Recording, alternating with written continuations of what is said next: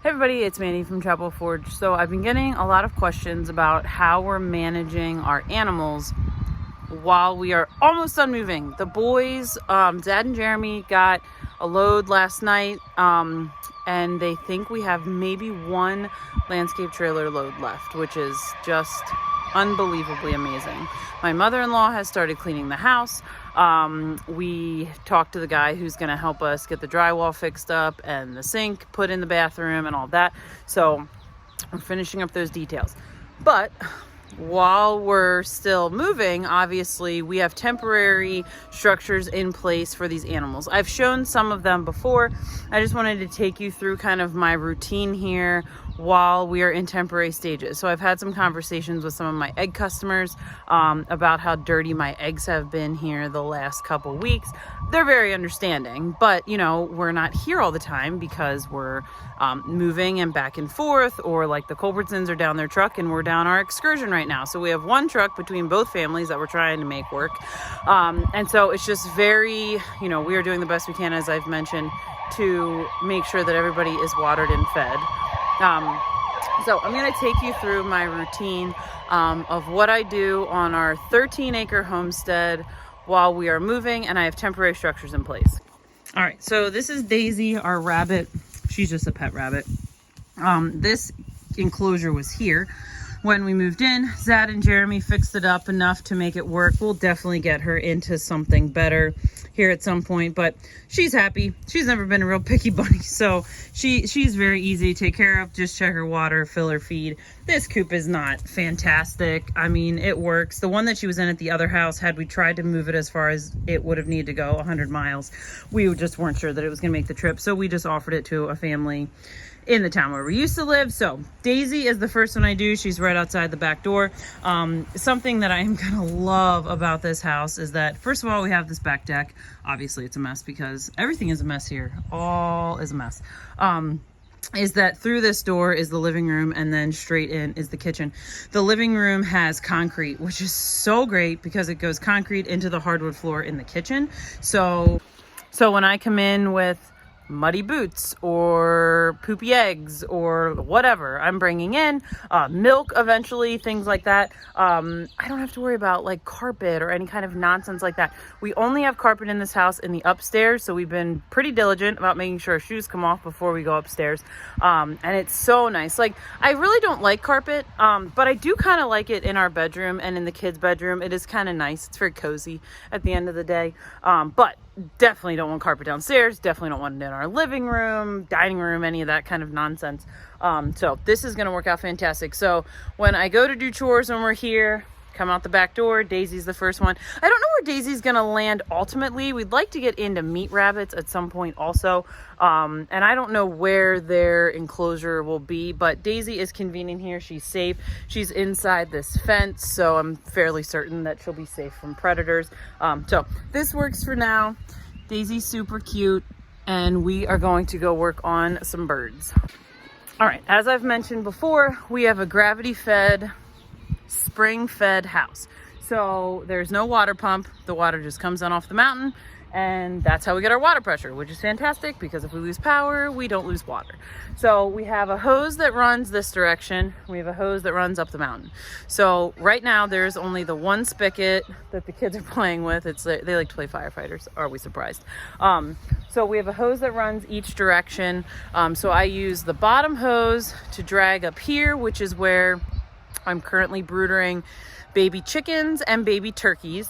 I use it for them, and then I use it also to feed to water my laying hens. And then the hose that goes up the hill, I use to do the goats, which are in their temporary structure. I'll show you the meat turkeys, my meat chickens, which need to go to the butcher like ASAP, and the guineas. Okay, so I'm up here taking care of my baby chickens and my turkeys. I'm really struggling with turkeys this year. So I have the 8 or however many I have in the camper, and they did fantastic. I started those in Missy's basement, and they've been doing great. I don't know what is up with this batch. Turkeys are notorious for being kind of hard to start because they're dumb. They don't know how to get to the water and the food and all that kind of stuff. And I've probably lost I'm thinking 10 or 12 now. It's like every day I come up here, like I've lost another turkey. So I don't know what the deal is with the turkeys. The chickens that I have are doing phenomenal. They are growing out really well. They look awesome. The baby chicks that I brought in probably last week are doing really great, except new house problems. I don't know why their heat lamp shut off. They were on yesterday when I took care of them. I probably took care of them yesterday, like mid-afternoon. It's mid-afternoon again. And for whatever reason, their heat lamp is off. They're definitely chilly because they're all huddled over here. They know that's where the heat's supposed to be. So Zad should be back soon. I checked the breaker box. There's no tripped breakers. So they're plugged in. The bulbs aren't like dead, like, you know, I don't hear the rattle. So I'm not sure what's up. Hoping that Zad can figure this out because we got to get these guys some warmth. So all of that aside, this setup works really well.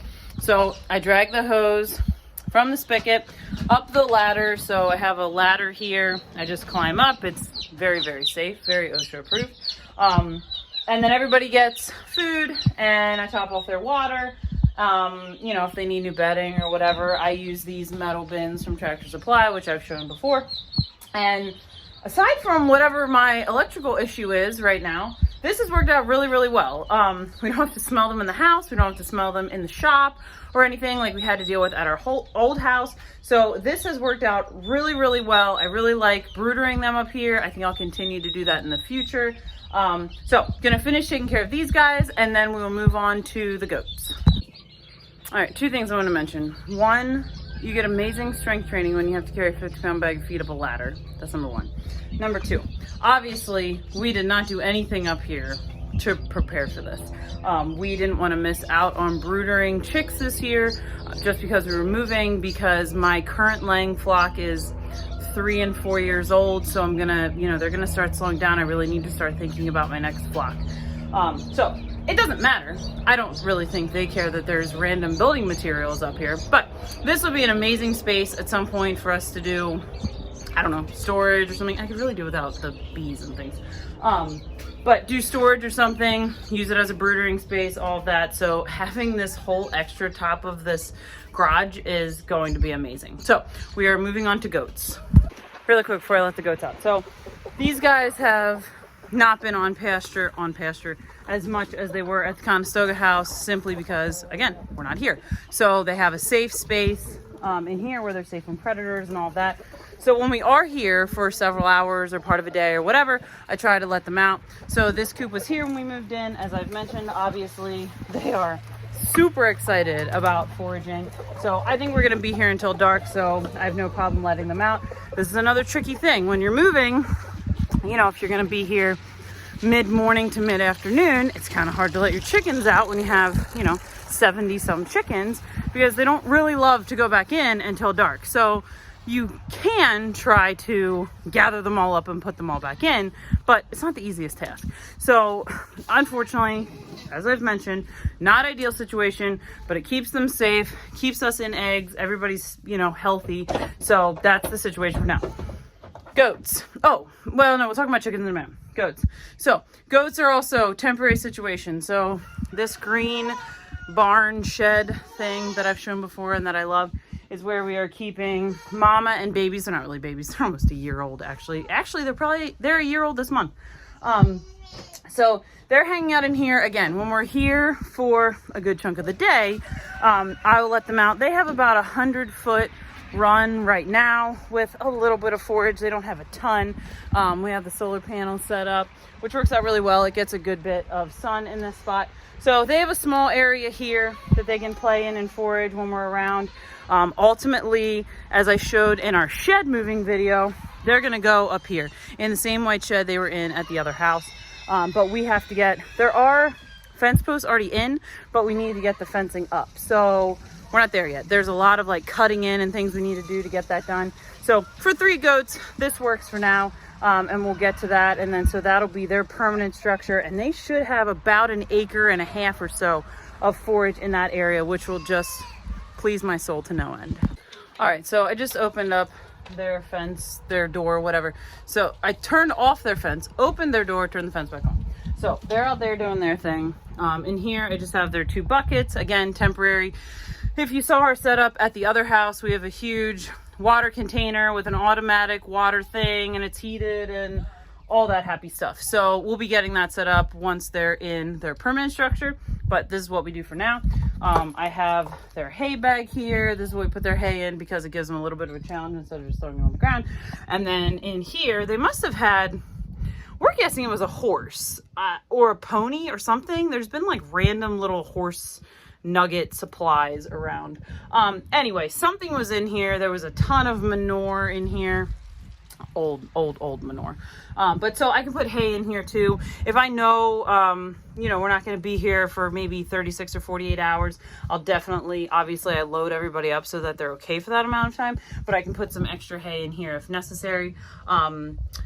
If you've been following along, you know that Twilight, we took Twilight to be bred in January, February, March, April. No, it must have been February.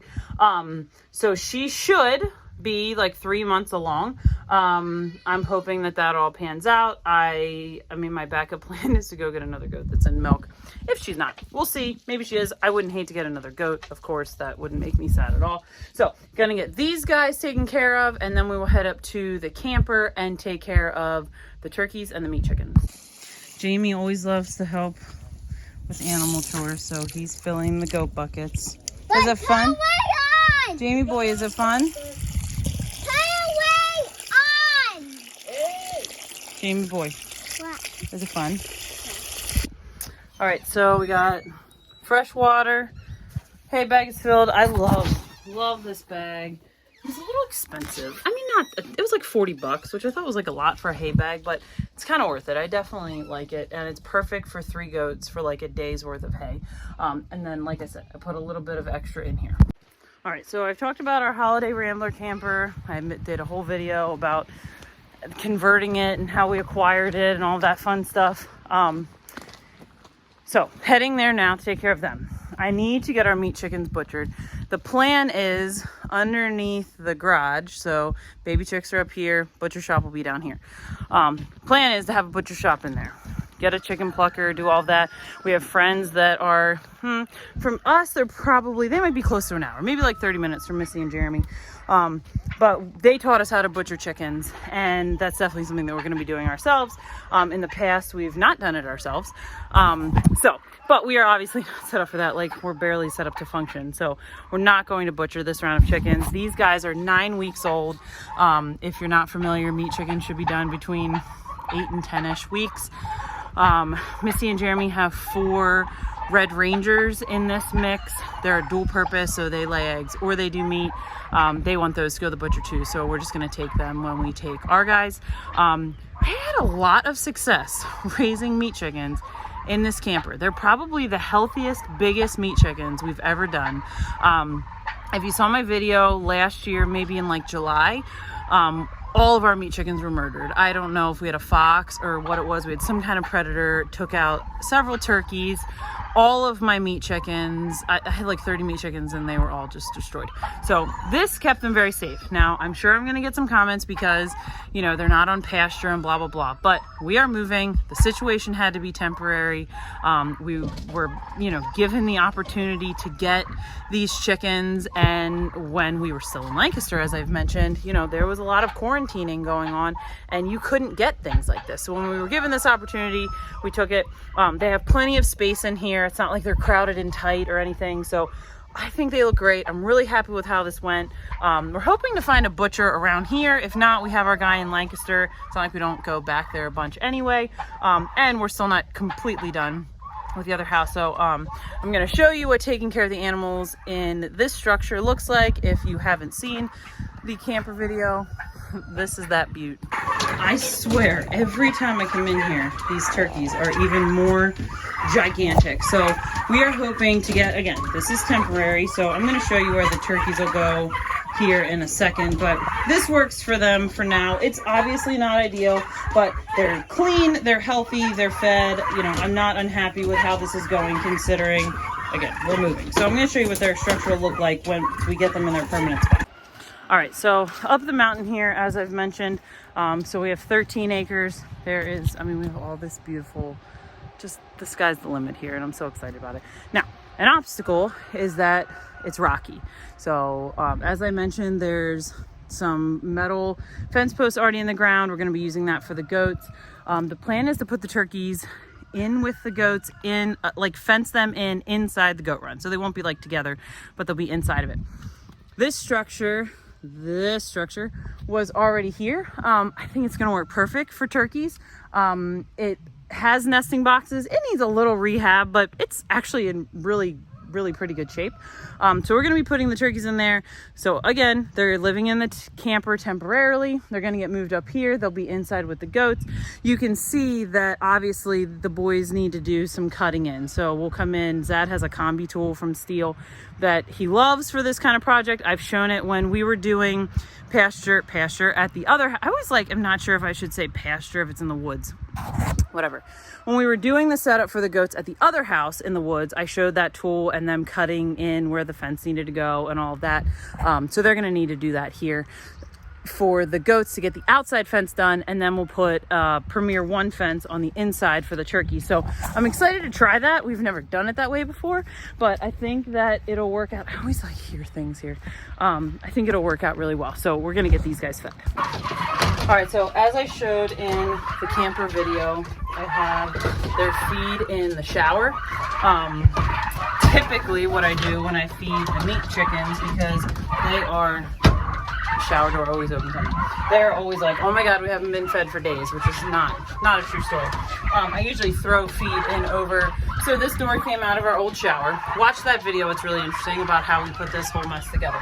Anyway, I usually throw the feed in over the door and then go in and do their water. So I will do that. These guys get their feed and water. I just have 2 buckets for them. The hose, you know, like I mentioned, we have the hose that comes up here and then goes up to the guineas. So if you're looking for a really great way to brooder birds, this is fantastic. It doesn't smell. Like, you can keep the windows open. We haven't had, they have the screens in, so we haven't had any predator issues or whatever. It just, like, I thought, man, if we do a camper as a brooder, it's gonna smell like a dumpster, and it totally doesn't. It doesn't really have any smell at all. And this has worked out really well. Also, I am not all about dragging water, carrying water, any of that nonsense, but I love this Flexzilla hose. If you don't have Flexzilla hose, you should get it for your garden, for your animals, for whatever. It is the best hose ever. Totally worth the extra money over the stupid plastic junk hoses. That's number 1. Number 2, this watering situation, again, will not be permanent. The turkeys will have their own water setup. I mentioned that the goats will have their own water setup.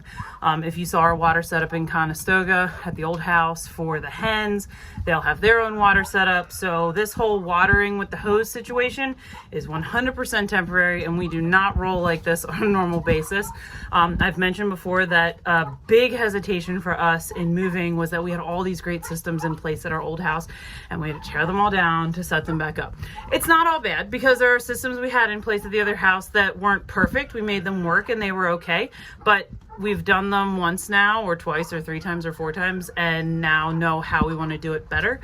So that part's not all bad. All right, before I get all wet and messy from this hose, just want to show you these meat chickens. They look super healthy. The Red Rangers look super healthy. They're really good size.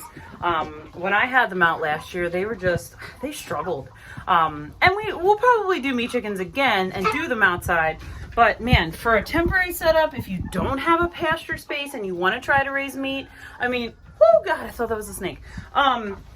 This is a really great arrangement. Like, you could have a camper and really, they're not noisy at all. They don't really make any noise. And you could raise a bunch of freaking meat and probably nobody would be the wiser about it. So this is a great setup. I am so happy with the way these guys look. So I'm gonna get this big water filled, top off these small ones. They got their feed, and then everybody in here is ready to rock. All right, everybody in here is done. I'm gonna take a scoop of feed with me to the guineas, because yesterday they were like half full, so I'm certain they probably need it today. This guinea hutch we used at the other house. I showed it before. I've talked a little bit about our guinea experience last year, and then we had these super fun 5 guineas, and then 2 got hit in the road and the other 3 got eaten by something, which was super sad because I really loved them. So going to feed the guineas, got their scoop of food. This is their little hutch. I just love these guys. I have 6, as I've mentioned. I'd like to put 3 in with the chickens and 3 in with the goats. Kind of experimental. We'll see how it goes. I'll keep you posted about that, of course. So these guys just get their feeder topped off. There's only 6 of them. They don't need that much. And their water, they're super simple. They don't take long at all. All right, so here's our guineas. They're so fun. I cannot wait to have them out and them doing all their parading. All right, so last chores are the chickens. And it sounds like my husband is back, which is great. So we can try to figure out what this electrical problem is. So I'll show you our temporary setup for the chickens. Don't judge us. It's not permanent. I would love to move the chickens up further into the woods. So we're gonna work on that situation. It may mean that we move away from the premier fence and maybe into a hard fence. I don't know. We need to do some research on that and figure that out. But I'd love to get them up out of the yard and be able to do a bigger run, you know, on the rest of this property. All right, so typically what I do, run the hose in here. If you have a smaller setup, like I said, we have a huge setup for later, but if you have a small setup, I love this thing. We just got a few roosters that somebody dropped off to us. They don't quite know the procedure yet. Anyway, so love those waters. Love these feeders. They're kind of expensive. You can get a Tractor Supply. They're like, I forget, 50. I forget how much they are, but they're kind of worth it. I really do. So they are not doing a bad job of laying in their nesting boxes. We have 4 over here, 3 over here. I haven't had any predator issues in here. There's a nice window here so I can get them a breeze when they're not out during the day. I do have 1 egg eater. I don't know who that is. But as you can see, some of the eggs get super dirty. Some of them are not super dirty. It's kind of just the nature of the setup that we have to have right now. They have their door right here to go out into their fenced area. Their fenced area is 150 feet or 100 feet, somewhere like that. So that has been working out really well, and I can't complain. I've mentioned about the amount of eggs that we're getting from them. I'm really proud of these girls for doing this move and this new coop and all this kind of thing. They've really been keeping me in eggs and keeping my customers in eggs, which has been really great. I've had really great customers that have been understanding, you know, with traveling back and forth and that kind of stuff. Trying to keep my old customers in eggs since we do travel back and forth so much moving, and then even once we're here full time, we have to share our oldest son. So I should still be able to keep my regular peeps in eggs, which will be amazing. So this is my routine for my animals on our 13-acre homestead while we're moving. Stay tuned. There's nobody that's in their permanent location as of right now. Obviously we'll still be using this coop, but like I have the other coop over there we will incorporate so that they can kind of spread out a little bit. So lots and lots of fun stuff to come. And just if you know someone that you're watching on YouTube, or maybe you know in real life, that is trying to move a homestead, this is not a small task. They are probably doing the best that they can.